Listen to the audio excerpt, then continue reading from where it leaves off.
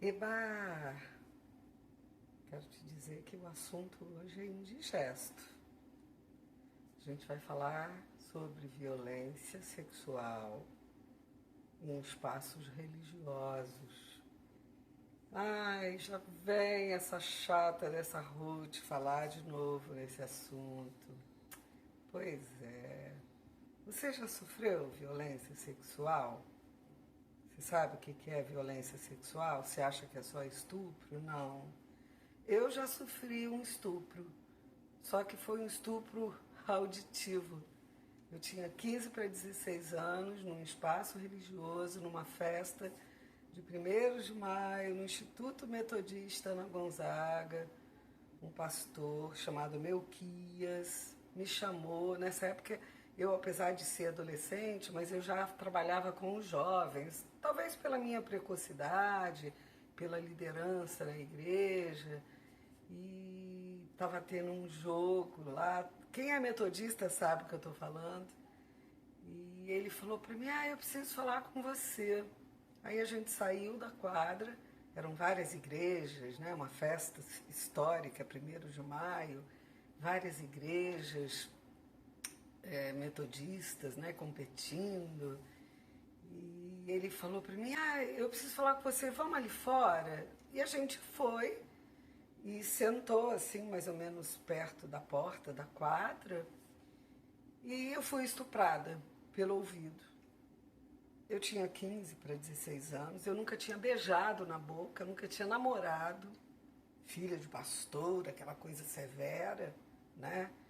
Cheio de moral, cheio de regras e princípios ali, sólidos, né? Do cristianismo, roupa fechada. Claro, nada também exagerado, mas era assim. E esse pastor, ele me disse coisas que eu nunca tinha ouvido na minha vida. Mas como eu sempre fui uma pessoa muito reflexiva, eu fiquei pensando assim, enquanto ele me falava aquelas coisas, eu sabia que aquilo não era legal. Eu disse, mas por que ele pensava eu? Não é por que ele está falando isso? Mas que coisa mais sem sentido. Qual é a razão dele estar falando isso? Então, na verdade, essas reflexões talvez amainaram um pouco o efeito desse estupro auditivo. Aí você fala assim, nossa, mas isso já passou, já tem tanto tempo, você tinha 15 para 16, hoje eu estou com 61. Você não esqueceu disso? Não. Não esqueci e nem vou esquecer, porque para uma mulher, esse tipo de coisa é aviltante demais.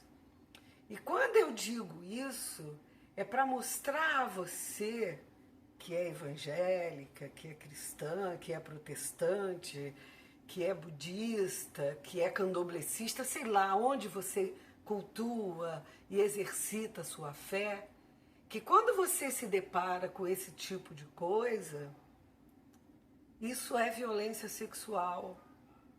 E que você precisa denunciar, que você precisa falar, como eu estou falando aqui. Já é o 2º vídeo que eu falo. Tem um outro vídeo que eu falo de uma importunação sexual, que é um cara, Paulo César Honorato, que era, eu não sei se ainda é, mas contador aí da igreja, da região, que fez gestos obscenos para mim. Eu nunca tinha visto essa pessoa, eu só o conhecia de nome. Tá aí, dá uma olhadinha no vídeo. Percebe como que isso é sério?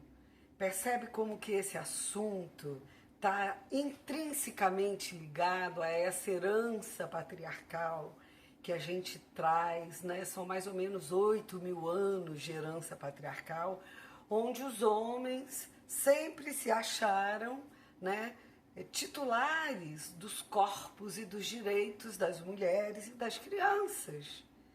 E eles não são, eles pensam que são.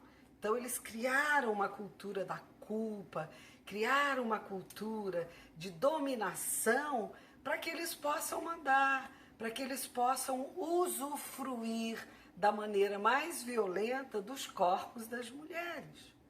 Então, nessa perpetuação do sistema patriarcal, né, que vem até hoje, é o que acontece, quer dizer, ele gerou mulheres e crianças submissas, corpos objetificados, os nossos corpos a serviço do patriarcado. Isso é uma crueldade.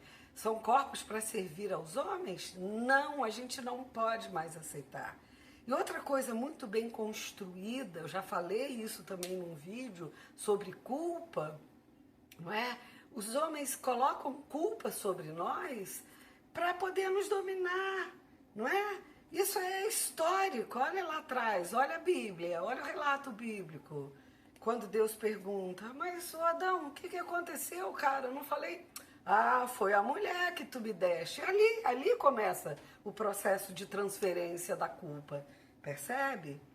Mas o que eu quero dizer para você é o seguinte, que esse sentimento de culpa, a gente precisa fugir dele, a gente realmente precisa abandoná-lo, precisa dar um chute na culpa para que a gente possa construir relações mais profundas com a gente mesmo e com as pessoas com as quais a gente se relaciona.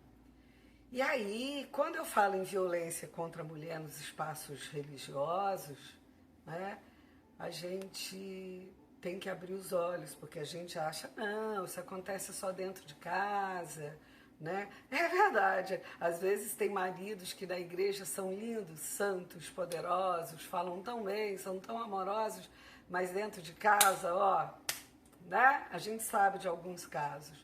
Mas enfim, e aí a religião, né, que deveria servir para libertar, para religar as pessoas, né, elas vêm aprisionando as mulheres, né? E a gente precisa fugir dessa realidade.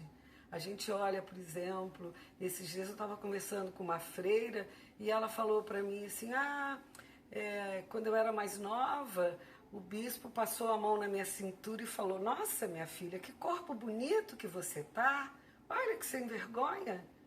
Isso é violência. Quem é ele para passar a mão no corpo de mulher? Eu sei a história de um pastor metodista que agora está aposentado, que ele, quando ia cumprimentar as mulheres, ele punha a mão na cintura e na hora de dar 2 beijinhos, ele virava o rosto para bater nos lábios dele. Safado, sem vergonha. E fala em nome de Deus, percebe? A gente tem que fugir disso, mas fugir como? Denunciando. A gente precisa entender uma coisa, presta atenção no que eu vou te falar. Não sou dona da verdade não, né? Mas a gente vai estudando, vai atendendo, vai conhecendo casos, né? Vai encaminhando, vai resolvendo na justiça. Então isso dá mesmo uma cancha, né? Estupro é um ato político, né? Estupro é a violação dos corpos femininos como forma de dominar esses corpos. Você já viu a série João de Deus, Em Nome de Deus, se eu não me engano, né? Que está no Globoplay? Você deveria ver, toda mulher deveria ver. Porque é incrível, né? O João de Deus, aquele homem santo, né? Que curou tantas pessoas, que virava os olhinhos na hora de falar de Deus, era um bandido. Tadinho, era doente. Tem gente que fala isso, né? Você, mas ele é doente. Doente? Não, né? Não. São corpos vivos e producentes a serviço do patriarcado. A gente precisa abrir o olho sobre isso. E a gente precisa entender, para entender bem essa coisa do estupro, que no patriarcado, o pênis, é isso mesmo, o pênis, a gente tem que falar essas coisas, pênis, vagina. O pênis é o símbolo do poder e do prazer. Então, se o homem estupra a mulher, se assedia a mulher, ele faz isso porque ele se acha no direito de ter poder sobre os corpos das mulheres. Um homem, ele pode ser misógino. O que é isso? É um homem que detesta a mulher, que não respeita a mulher, que não ouve a mulher, né? Ele pode ser misógino, mas ele estupra a si mesmo por uma questão de poder. Nessa série, né, sobre João de Deus, tem uns homens que são mais ou menos da idade do João de Deus, né, que viveram, cresceram com ele, que foram para muita baderna, ou esbórnia, né, como eles falam, e eles falam, e o advogado do João de Deus, eles falam a mesma coisa, assim, imagina, ele já é velho, como é que ele ia conseguir fazer isso tudo? Gente, não se estupra só com o pênis, é importante a gente entender isso. Estupro, como eu disse, é uma questão de poder. Então os homens arranjam 1000 formas. Veja lá o João de Deus para você saber. Outro dia, numa reunião, um pastor, recém-aposentado também, safado, veio e botou a mão no meu braço e ficou roçando no meu braço. É uma situação tão constrangedora, porque você não acredita, senão não é possível que esse cara está fazendo isso comigo. Será que ele não percebe que ele está invadindo a minha privacidade? O meu corpo é meu, só toca no meu corpo quem eu quero. E isso, mãe e pai, eu quero dizer para você, por favor, ensine isso para suas crianças. Nesse minuto agora que eu estou falando, tem uma criança sendo abusada dentro de casa, porque os homens acham que podem abusar, podem tocar. E ensina para sua filha, fala para ela, não deixa ninguém tocar na sua vagina. E não fica com essa bobagem, na pepeca, na totoca. Não, as meninas têm que crescer sabendo, é pênis e vagina, e que ali não se toca, só se toca quando crescer e se deixar. Então, a gente tem uma responsabilidade muito grande, né? Porque a religião, os espaços religiosos, tem que ser um lugar seguro para nós, mas não está sendo. Não está sendo por quê? Porque todos esses homens que falam em nome de Deus, seja em que lugar for, né? E seja de que Deus for, não é? Eles estão usufruindo desse privilégio que o patriarcado e o machismo lhes dá de abusar da gente e de abusar de diversas formas, querendo controlar como a gente se veste. Eu me lembro, eu já tive uma época uma menina que trabalhava na minha casa e ela era da Deus é Amor. E ela era uma menina bonita, magrinha, assim, toda cheia de vida. Quando eu falo magrinha, nada contra as gordas, só estou tentando, assim, descrever um pouco, né, essa menina. E ela usava umas rouponas, assim, compridas, né, porque a igreja mandava. E nessa época eu morava no Espírito Santo, numa praia, né, por causa da doença do pai do meu filho e tal. E a gente morava numa praia, e às vezes ela ia à praia com meu filho e tomava banho com esse roupão. E eu falava pra ela, mas cara, que isso? Põe um maiô, põe um biquíni. Não, não pode, não pode. E o marido dela, nessa época, era o cara assim mais conservador, mais carola, sabe? Mais caretão, assim, que seguia à risca, né, os mandamentos da igreja. Hoje ele está fora da igreja. Por quê? Porque ele se decepcionou de tal maneira. E por que eu estou falando dessa menina e desse marido? Porque, na verdade, eles se deram conta que os líderes religiosos, os pastores, as esposas de pastores, todos eles e elas gozavam de privilégio. E o povo não, estava lá massacrado, cheio de doutrina. Não pode fazer isso, não pode fazer aquilo, né? Ela me contava, por exemplo, que eles transavam de roupa. Porque o marido dizia, não, Jesus pode voltar. Gente, isso é uma ignorância. E o pior é que esses homens que falam isso, eles transam sem roupa e estupram as mulheres, ok? Então, minhas amadas, eu quero dizer para vocês que hoje esse processo, né, de judaização da fé, você pode reparar, né, que hoje as igrejas, inclusive a minha metodista, né, tá perdendo a identidade, ou já perdeu, e aí tá querendo voltar para o Antigo Testamento. E se tem uma coisa cruel do Antigo Testamento, é a condição de subalternidade e que a mulher era colocada. A mulher não contava, a mulher não existia, a mulher era nada. Então, esses caras hoje querem repetir isso.